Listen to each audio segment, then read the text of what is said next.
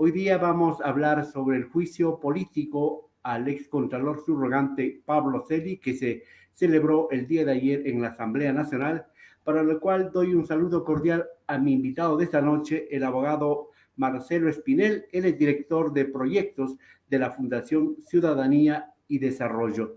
El título de nuestro conversatorio de hoy día es Pablo Celi regresó censurado a la cárcel y la institucionalidad de la Contraloría glosada.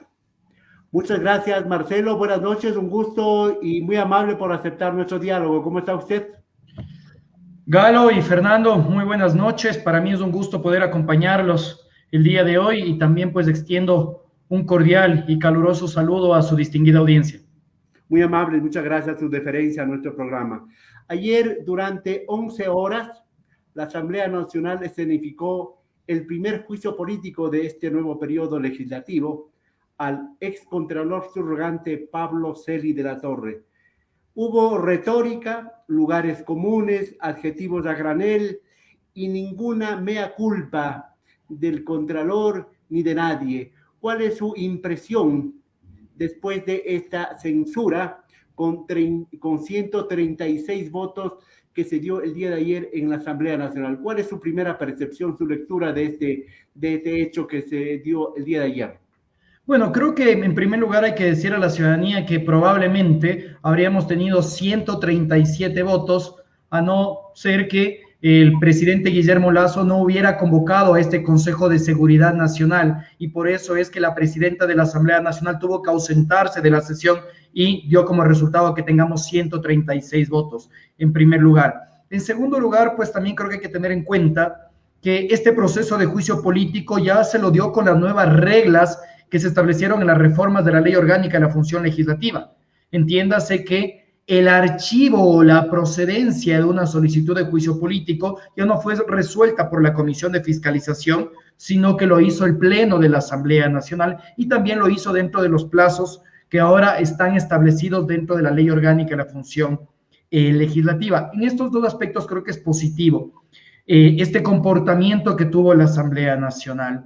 Sin embargo, pues deja nuevamente mucho que desear para los ecuatorianos la situación que atraviesa la Contraloría y, como bien usted menciona, Fernando, esta falta de mea culpa por parte del Contralor General del Estado, que, ojo, no es alguien que ha estado involucrado en la Contraloría únicamente en los últimos 2 años. En los últimos 10 años, Pablo Celi de la Torre ha trabajado en la Contraloría General del Estado, ejerciendo un sinnúmero de cargos y que creo yo que estaba al tanto de cuáles eran los distintos sucesos que estaban aconteciendo dentro de la institución y que estaban minando no solo la confianza de los ecuatorianos en la institución que está llamada a ser la encargada de controlar el buen uso de los recursos públicos, sino pues también aquella que debería prevenir la corrupción en nuestro país.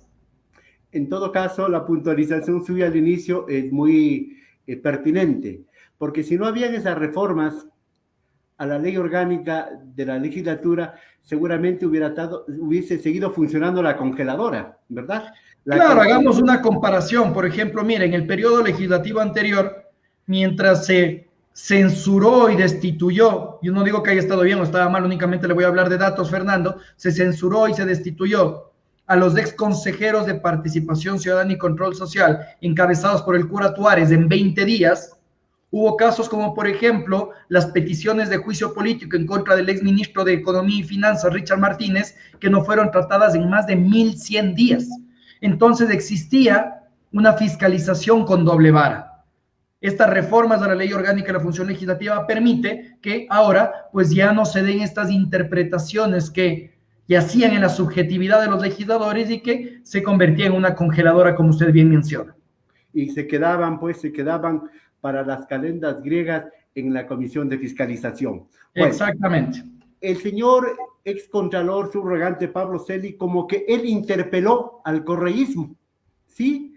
Porque recurrentemente recurrió a acusar al correísmo y a toda esa cosa, pero no desvaneció, utilizando un término de la Contraloría, no desvaneció las 6 causales que los dos interpelantes fueron los que expusieron para este caso. Y tampoco soltó la lengua, como dirían, porque alguna gente esperaba que soltase la lengua, que dijera algunos nombres de algunos asambleístas que tienen cosas pendientes con la Contraloría. Y si nos remitimos a las palabras del presidente de la Comisión de Fiscalización, a Fernando Villavicencio, él hablaba semanas anteriores que va a haber un verdadero terremoto con el juicio político. No hubo terremoto y consecuentemente no hay réplicas del sí, terremoto. creo que nos quedamos a la expectativa, aquellos que estamos siguiendo la política nacional de cerca, desde la sociedad civil, desde el periodismo, los ciudadanos interesados tal vez en las actividades de la Asamblea Nacional, nos quedamos pues a la expectativa de esperar que Pablo Celi pues ponga en evidencia supuestos casos de corrupción, pero no sucedió así. Y tal vez aquí también se evidencia cómo hubo este conflicto dentro de la Asamblea Nacional, por un lado, por parte del asambleísta Lloret, en el cual él mocionó que la censura debía ser en relación a una supuesta arrogación de funciones, algo que no fue aceptado por otras bancadas, por otras tiendas políticas, pues pondría en duda las designaciones que hizo el Consejo de Participación Ciudadana Transitorio al respecto de otros cargos, pues quitaría legitimidad a aquellas designaciones. Y por eso es que también procedió la moción de censura que se sustentaba en un supuesto incumplimiento de funciones que fue propuesta por Rafael Lucero, que es el coordinador de la bancada de Pachacútica. Entonces, aquí también pues se evidenció esta suerte de tensión dentro del Parlamento para poder resolver, en este caso, la censura, ya no la destitución, debido a la renuncia de Pablo Celi en julio pasado del Contralor, ¿no? Sí, porque se hablaba de que la estrategia o táctica de UNES, del Partido Correísta en la Asamblea, era dejar insubsistente todos los juicios, todos los informes de Contraloría en contra del gobierno de Rafael Correa. Bueno, eso no pasó. Pero, ¿qué deja este juicio político como lección, como reflexión? ¿Y para qué sirve, dirá la gente? ¿Para qué sirvió? Tantas horas en la Comisión de Fiscalización, tantas horas en el Pleno el día de ayer y tanto barullo, dirá mucha gente. ¿Para qué sirve a los ecuatorianos este juicio político? Bueno, yo creo que aquí podemos hacer un proceso de pedagogía simple con los ciudadanos.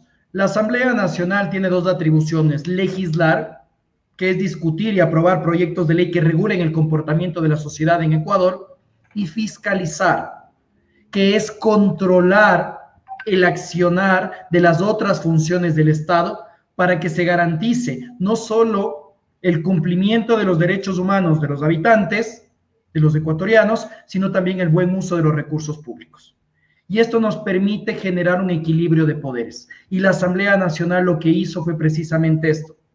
La Contraloría, que es una institución encargada de vigilar el buen uso de los recursos públicos, no ha venido cumpliendo adecuadamente sus funciones.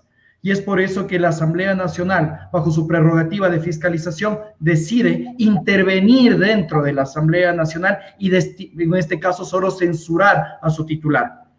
Si es que esto se hubiera realizado en otro momento, la Asamblea Nacional habría podido destituir y censurar a su titular. Pero recordemos, como mencionaba hace un instante, que el excontralor Pablo Celi el 13 de julio pasado ya renunció al cargo. Entonces la Asamblea Nacional estaba un poco como que atada de manos y solo pudo censurarle. ¿Qué implica la censura? Que Pablo Celi no puede ejercer ningún cargo público durante los siguientes 2 años.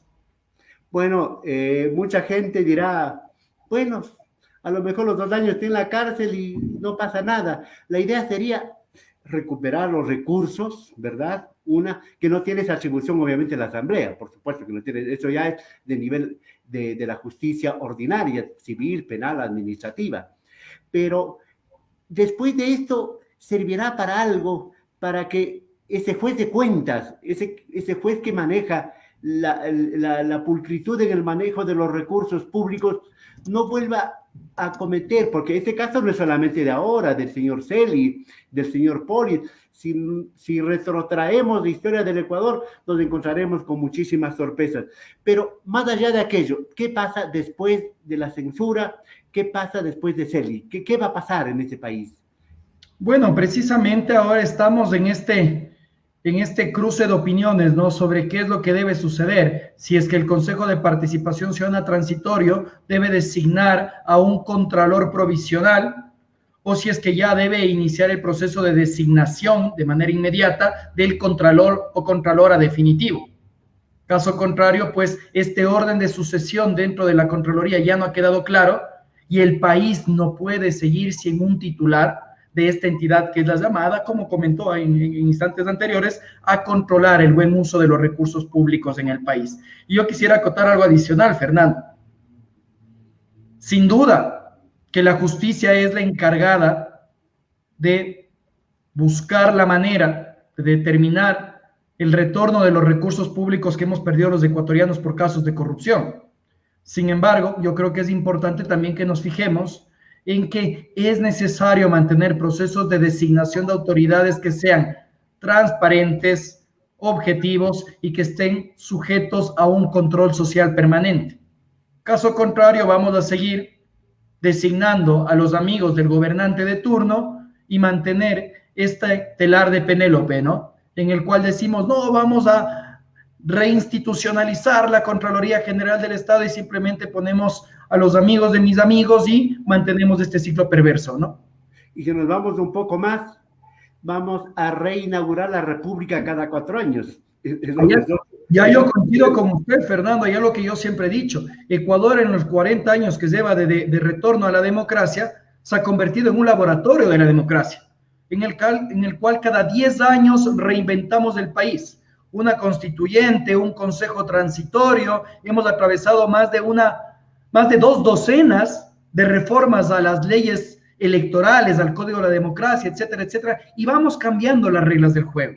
¿Cómo esperamos fortalecer el Estado de Derecho? ¿Cómo esperamos construir institucionalidad si cada cierto tiempo nos inventamos algo nuevo?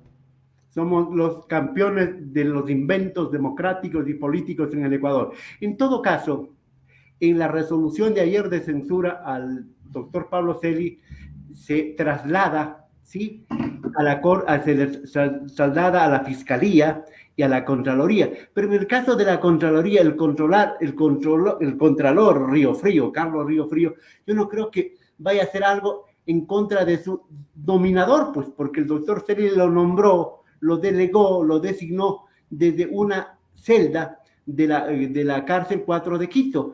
¿Qué podemos esperar en ese caso? Ay, creo que nos preguntamos nuevamente si es que el modelo institucional que actualmente tiene la Contraloría es el adecuado o no es el adecuado.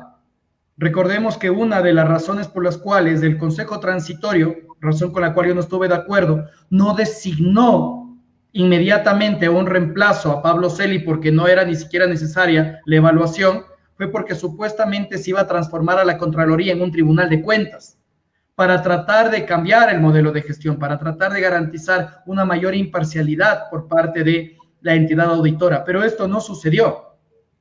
Entonces puede ser que el día de mañana el Consejo de Participación Ciudadana y Control Social designa un reemplazo a través de un concurso, pero si seguimos manteniendo el mismo modelo institucional, ¿cree usted, Fernando, que se van a cambiar realmente las cosas? Yo creo que no.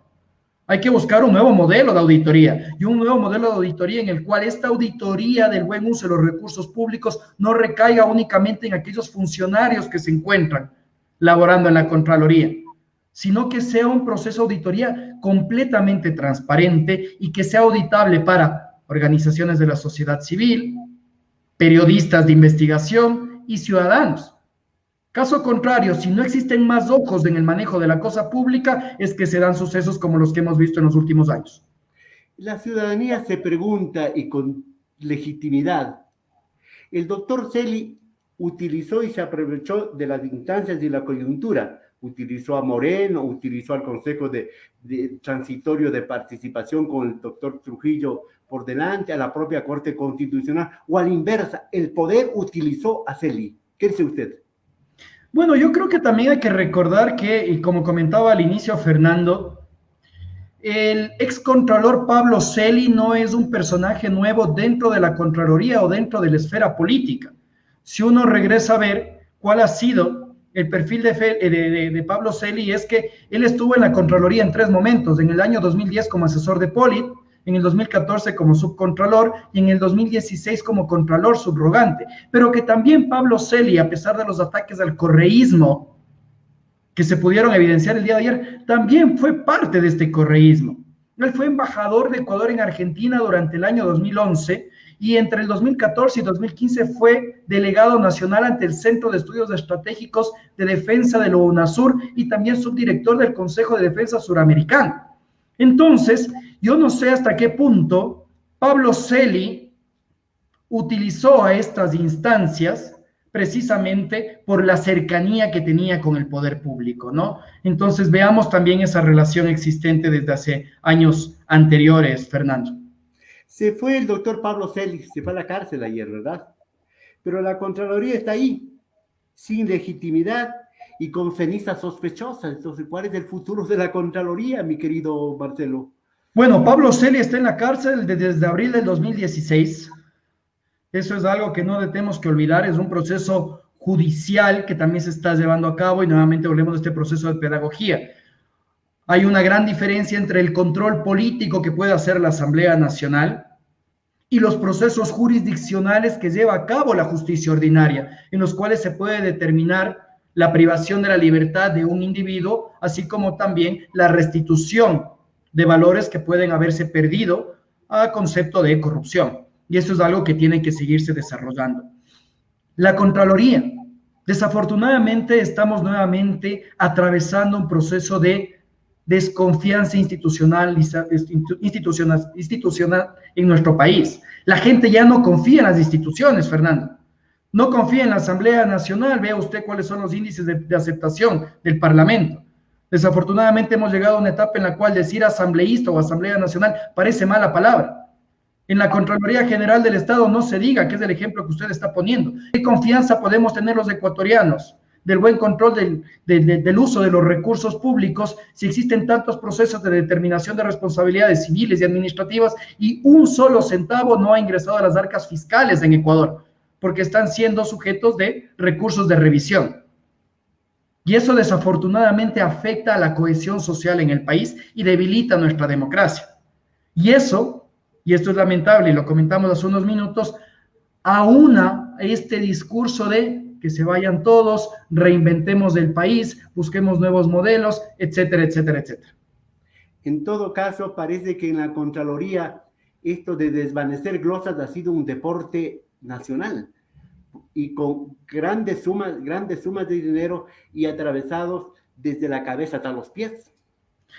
Al parecer esto es así. Esperemos que cuando se determinen las responsabilidades específicas en el ámbito jurisdiccional, como le comentaba, pues no se pueda lograr, o más bien que no se logre únicamente la privación de libertad de los involucrados, sino que se busque la recuperación de activos, que se busque la recuperación de dinero. Y esto debido a que la corrupción a veces únicamente la vemos desde la perspectiva de llenar los bolsillos de los corruptos y no la vemos desde la perspectiva de que es el Estado el que pierde esta capacidad adquisitiva a estos recursos que permiten la plena garantía de los derechos fundamentales de los individuos. Este dinero que se pierde a concepto de corrupción es el que nos limita ahora, por ejemplo, a tener una mayor infraestructura hospitalaria, una mayor conectividad para garantizar la educación virtual en momentos de pandemia, etcétera, etcétera. Entonces veamos cómo la corrupción termina también afectando esta capacidad del Estado ecuatoriano de garantizar los derechos humanos de sus habitantes. Lamentablemente los ecuatorianos tenemos mala memoria, no aprendemos las lecciones. Ojalá esta vez se aprenda. ¿Para qué? Para que se busque un perfil adecuado en todos los sentidos para el próximo Contralor. Usted, Marcelo, que maneja los términos de investigación, que maneja términos de tipo legislativo, ¿cuál debe ser el perfil del próximo Contralor? Más allá de que sea amigo o enemigo del funcionario del poder de turno, ¿cuál debe ser el perfil del próximo Contralor para que dé garantía a los ecuatorianos que necesitamos que ya no se roben la plata, porque esto necesitamos para otras urgencias? Bueno, en primer lugar, yo creo que tenemos que atravesar procesos de méritos y oposición, ¿no? No podemos únicamente basar en la existencia de méritos la designación de alguien, porque el día de mañana yo puedo presentar una carpeta con un sinnúmero de certificados que quién sabe si son ciertos o no y postular un cargo. Y estos procesos de oposición precisamente permitirían que yo demuestre los conocimientos. Pero ahí es cuando debemos ver otra arista. No podemos mantener procesos de valoración subjetiva para ocupar tan importantes cargos públicos. ¿Cómo es posible que durante la época del Consejo Transitorio se establecía como que uno de los valores a evaluar, uno de los aspectos de evaluar, perdón, era tener una alta probidad para la función pública? ¿Qué es una alta probidad? Tener una trayectoria intachable. ¿Qué es una trayectoria intachable? Lo que es probo para usted, lo que es intachable para usted, probablemente no lo sea para mí. Y ahí es cuando se da puerta abierta a esta subjetividad, a esta discrecionalidad, que da paso a la designación de los amigos, ¿no? De los amigos de quien está en el poder, de los amigos quien están designando, etcétera, etcétera, etcétera.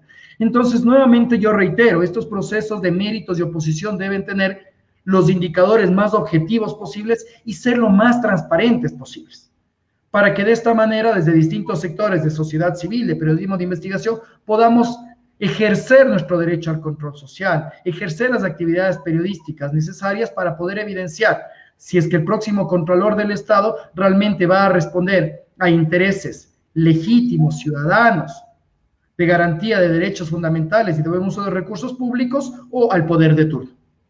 Porque estas distorsiones, al aplicar la subjetividad y aplicar los tipos de valoraciones, lo tenemos muy claro.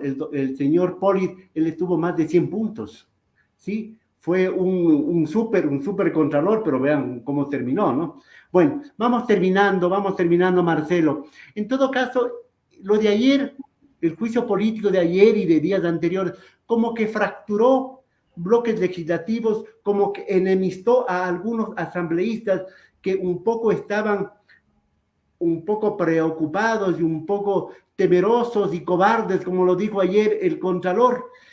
¿Eso se podrá evidenciar en el futuro o se podrá saldar esas fracturas? Bueno, yo creo que estamos frente a una Asamblea Nacional que se va a caracterizar por las mayorías móviles, ¿no? Que en ciertos temas buscarán actuar en mayoría, en unanimidad, como el que vimos el día de ayer, pero habrán otros temas que generen resistencia, que generen más polarización de la que ya hemos visto en otros procesos de decisión en la Asamblea Nacional. Y eso también responde al alto fraccionamiento político que existe dentro del Parlamento. Yo creo que los ecuatorianos nos acostumbramos a ver a dos periodos legislativos que eran controlados por el Ejecutivo, y pues aún nos genera un poco de sorpresa el ver a una asamblea tan diversa. Y ahí es cuando debería aparecer un perfil fuerte por parte de la presidenta de la Asamblea Nacional para que tenga la posibilidad de generar consensos. Pero estos consensos que se los haga sobre la mesa, ¿no? No estos consensos basados en la entrega de carnets de discapacidad, en la entrega de hospitales, socapando posibles casos de corrupción dentro de los despachos, como sucedió con los diezmos. Entonces, sin duda, Fernando, la coyuntura que atraviesa la Asamblea Nacional es complicada. Este alto fraccionamiento también constituye un gran reto para el Ejecutivo al momento de plantear proyectos de ley en materia económica, por ejemplo. Y habrá que ver cómo terminan zanjando esta difícil relación que existe, no solo entre el Ejecutivo y el Legislativo, sino también dentro de las distintas bancadas políticas que integran la Asamblea Nacional. Tarea dura de la Asamblea, porque tiene que romper con el estigma del 2% de la anterior Asamblea, ¿verdad? Bueno, yo también veo otro aspecto, Fernando. No hay un solo parlamento en el mundo que goce de una alta aceptación por parte de la ciudadanía. Y esto responde a que los resultados del trabajo parlamentario son muy lejanos para el ciudadano. La aprobación de un proyecto de ley puede ser que nunca brinde resultados positivos para todos los sectores de la población, sino para un sector determinado, y puede ser que esos resultados sean en el mediano o en el largo plazo. A veces nosotros comparamos la gestión del Ejecutivo con la gestión del Legislativo. Distinto es cuando yo veo la construcción de una carretera, la construcción de una escuela, y puede ser que una aprobación de ley en aspectos tributarios únicamente para el sector de los artesanos no me beneficie a mí, que soy abogado. Y eso hace que la percepción que yo tenga de la Asamblea Nacional sea completamente distinta. Esto sin perjuicio de que puede verse afectada, más aún si es que existen casos de corrupción. Entonces, lo que ha venido sucediendo con los distintos periodos legislativos es que, además de que el ciudadano le siente lejana a la Asamblea Nacional, hemos tenido periodos legislativos marcados por el escándalo y el bochorno. En todo caso, hay algunos asambleístas anteriores y actuales, creo que a ratos hacen esfuerzos para desprestigiarse, para autodesprestigiarse. Y también todo esto lo que está pasando es una lección para el Ejecutivo que está nuevito, está todavía viviendo las mieles del poder, ¿verdad? Y la luna de miel, y tendrá que asumir todas esas lecciones para no cometer errores de bulto y para tener problemas con el país. Marcelo, ¿alguna añadidura para terminar este diálogo? Bueno, yo creo que hay dos cosas acá, y justo en relación a lo que usted comenta. La Asamblea Nacional también es nueva. Más del 80% de los legisladores son legisladores que no habían ocupado una curul antes y que se están estrenando en la Asamblea Nacional. Entonces, yo creo que hay que tener mucho cuidado en confundir a la institución con los integrantes, porque desafortunadamente en los cuerpos colegiados, ¿qué sucede? Si hay un asambleísta que actúa mal, inmediatamente ya generalizamos con los 137. Y existen legisladores que están haciendo bien su labor. Entonces yo creo que también parte del ejercicio responsable que tenemos que hacer todos es identificar esas buenas prácticas legislativas que pueden existir dentro del Parlamento y condenar las malas prácticas legislativas, pero diciendo, el asambleísta tal es el que ha hecho tal o cual cosa. Caso contrario, lo que estamos dando como resultado es afectar a una institución que es necesaria para el país dentro de esta lógica de control de poderes. Así Correcto. Que, por un lado, tenemos que tener en cuenta esto. Correcto. Hay que puntualizar aquello de no generalizar, pero ahí viene la vigilancia de los partidos, de los bloques, a sus integrantes, ¿verdad? Completamente de acuerdo. Correcto, Marcelo. Muchas gracias y mucho gusto. Buenas noches. Un gusto. Buenas noches.